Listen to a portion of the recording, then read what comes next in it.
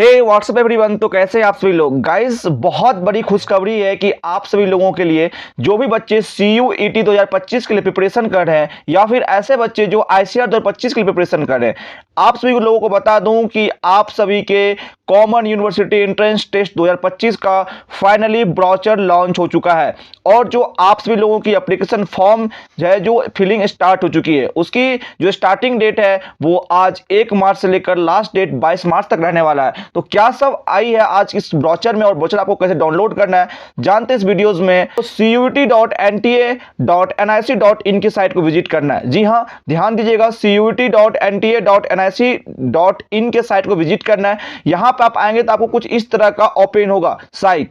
ये CUET 2025 के लिए न्यू वेबसाइट क्रिएट की गई है, तो ये कुछ इस तरह का दिखता है। यहां आपको इंफॉर्मेशन बुलेटिन पे आना है और इस तरह का आप सभी के सामने में इंफॉर्मेशन बुलेटिन ओपन होगा। ध्यान दीजिएगा, ये 2025 वाले यूजी बच्चों के लिए है। जो भी बच्चे CUET के थ्रू डिफरेंट कोर्सेज में जाना चाहते हैं, डिफरेंट सब्जेक्ट में पढ़ाई करना चाहते हैं, या फिर ऐसे बच्चे जो CUET एग्जाम देकर ICAR में या ICAR से अफिलिएटेड यूनिवर्सिटी में एडमिशन लेना चाहते हैं, उन बच्चों के लिए स्पेशल वीडियोस है।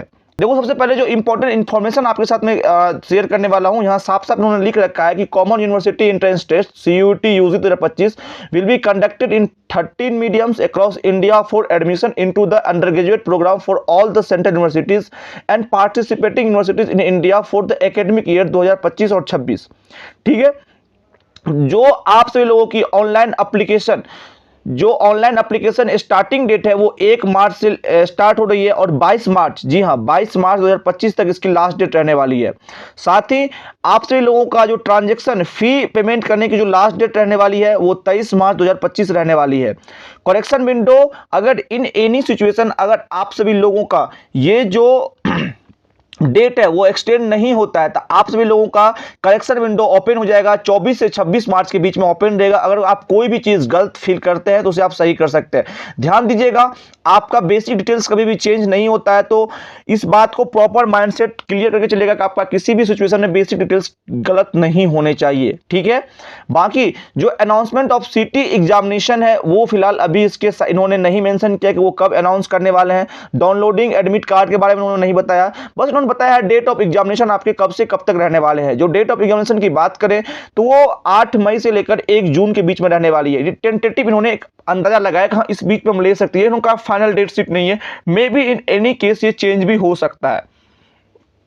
ठीक है, देखो जो बाकी आपका आंसर की डिस्प्ले होने के बारे में उन्होंने इस पे बारे में क्लियर नहीं किया है, आपका फाइनल रिजल्ट के बारे में उन्होंने क्लियर नहीं किया, तो वो सब टाइम के साथ ये क्लियर करेंगे।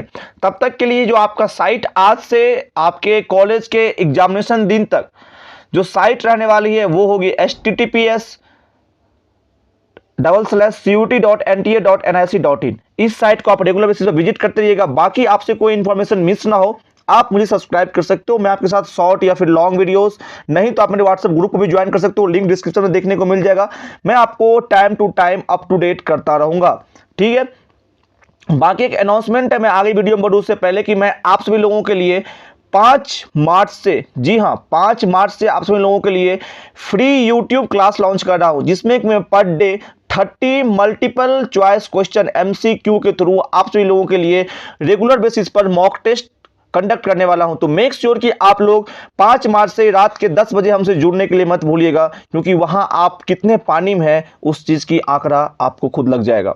चलिए, जो मैं नेक्स्ट बात करता हूं कि आप सभी लोगों के फीस क्या रहने वाले हैं। देखिए, आप मैक्सिमम 5 सब्जेक्ट को चूज कर सकते हैं, एक साथ 5 सब्जेक्ट एग्जाम दे सकते हैं। आपके 3 मेन डोमेन सब्जेक्ट हो सकते हैं और साथ में आपके 2 सब्जेक्ट होने वाले हैं, वो जनरल एप्टीट्यूड और आपके लैंग्वेज के सब्जेक्ट रहेंगे। ठीक है, तो यहां पे उन्होंने जो सब्जेक्ट के बारे में दे रखा है कि आपका 3 डोमेन सब्जेक्ट के लिए जनरल कैटेगरी वालों को 1000 रुपया चार्ज लगेगा, और ईच सब्जेक्ट अगर आप 2 सब्जेक्ट एक्स्ट्रा ले रहे हो, जनरल एप्टीट्यूड और फिर आपका जो है लैंग्वेज, तो आपको 4 दूनी 800 रुपया, यानी कि टोटल 1800 रुपया देना होगा। लेकिन अगर आप 3 डोमेन पे एग्जाम दे रहे हो तो 1000 रुपया देना पड़ेगा। वहीं OBC NCL के लिए डोमेन के लिए 900, एक्स्ट्रा के पर सब्जेक्ट के लिए 375 रुपया है।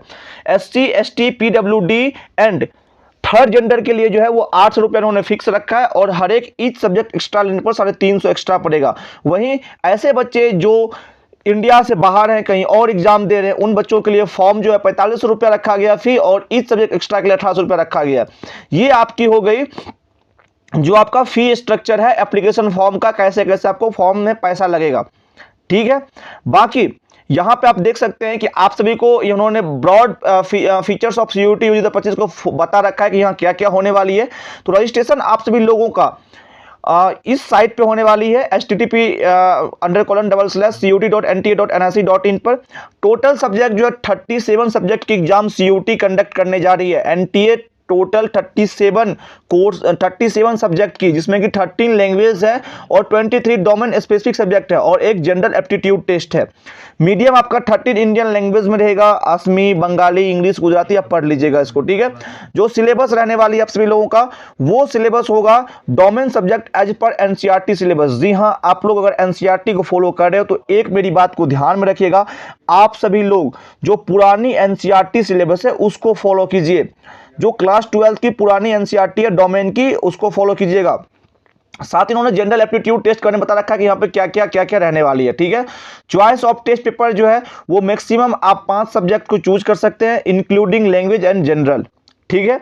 और आपकी जो भी क्वेश्चंस आने वाले हैं वो क्लास 12 के बेसिस पर ही आने वाले हैं। जो मार्किंग स्कीम है यहाँ पे बदलाव किए गए हैं। करेक्ट आंसर के लिए 5 मार्क्स रखे गए हैं और इनकरेक्ट के लिए 1 है। वही मोड ऑफ एग्जामिनेशन में आपकी पहले जो हाइब्रिड मोड थी, pen paper based and CBT based, वो उसमें से बस एक को सिलेक्ट किया गया है, सीबीटी मोड, यानी कि आपकी जो अब एग्जाम होगी वो कंप्यूटर बेस्ड टेस्ट होने वाली है। जी हाँ, इस बात को ध्यान में रखकर चलिएगा। टोटल क्वेश्चन आपके 50 क्वेश्चन आएंगे। पहले 40 क्वेश्चन आते थे, पर अब वो आपके 50 क्वेश्चन आएंगे और ऑल क्वेश्चन को आपको अटेम्प्ट करना होगा। ध्यान दीजिएगा, मैंने 40 क्वेश्चन की बात की। मैं बता दूं कि 2023 व 24 में 50 में से आपको 40 क्वेश्चन अटेम्प्ट करने थे। आपके पास 10 ऑप्शनल क्वेश्चन थे, पर इस बार ऐसा है कि 50 क्वेश्चन आएंगे और 50 क्वेश्चन कंपलसरी है, कोई भी आपके पास ऑप्शन अवेलेबल नहीं है।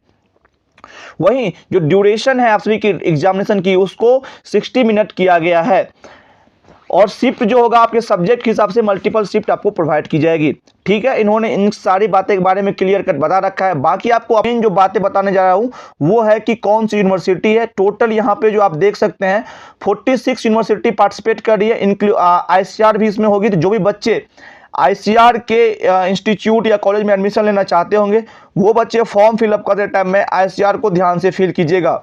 मैं बता दूं आप सभी लोगों को कि 2024 में टोटल 38,000 बच्चे ही आईसीआर के रजिस्ट्रेशन और काउंसलिंग के लिए पार्टिसिपेट किए थे और 4200 सीट है। कंपटीशन की रेशियो क्या रही, पर सीट 5 से 6 बच्चे रहे थे। तो हमेशा याद रखिएगा, अगर आपको एग्रीकल्चर इसके एलाइड कोर्स में जाना है तो आप डिफरेंट सेंट्रल यूनिवर्सिटी में अगर कोर्स अवेलेबल है, जैसे कि central university of south Bihar में एग्रीकल्चर की कोर्स अवेलेबल है, बीएचयू में अवेलेबल है और यूनिवर्सिटी में अवेलेबल है, तो वहां पे आप तो अप्लाई कीजिए, पर आप आईसीआर को चूज कीजिए। आईसीआर में टोटल एग्रीकल्चर के साथ इसके एलाइड कोर्सेज में टोटल 4200 सीटें हैं। तो ध्यान में इस बात को लेकर चलिएगा, आप फिर से पछताइएगा नहीं, ठीक है। मैंने ये बता दिया, बाकी मैं जो वीडियोस कल लाने वाला हूं कैसे फॉर्म फिल करना है उसमें सारी बातें क्लियर कट कर दूंगा, ठीक है। चलो, अब जो नेक्स्ट बात आ गई कि कहां सेंटर रहने वाली है, तो यहां पे इन्होंने सेंटर के लिस्ट भी दे रखे हैं कि कहां सेंटर होंगे। अलग अलग सिटी का सेंटर दे रखा है, इस हिसाब से आप सेंटर चूज कीजिएगा। जो आपको नियरेस्ट सेंटर चूज करना होगा इस हिसाब को देखते हुए चूज कीजिएगा, ठीक है। इन्होंने सारे सेंटर के लिस्ट भी दे रखे हैं कहां सेंटर होने वाले हैं।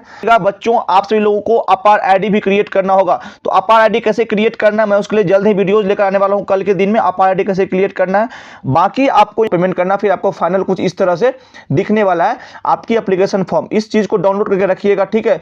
इन फ्यूचर यूज आपको कहीं ना कहीं काम आने वाला है, ठीक है। इस तरह के अपडेटेड एंड लेटेस्ट वीडियोज पाने के लिए आप मुझे सब्सक्राइब कर सकते हैं। मैंने आपको सारी जानकारी सीरियल बाय सीरियल एक एक स्टेप में बता दिया है। मेक श्योर कि ये वीडियो कहीं ना कहीं आपको इन्फॉर्मेटिव दिखी होगी और इस तरह के डिटेल एनालिसिस करके कोई भी वीडियोस आपके लिए नहीं बनाया होगा। तो चलिए मिलते हैं नेक्स्ट वीडियो, तब तक के लिए बाय, जय हिंद। हाँ, याद रखिएगा कि चैनल को सब्सक्राइब कर लीजिएगा और 5 तारीख से मिलते हैं सभी को टेस्ट सीरीज में। तब तक के लिए बाय।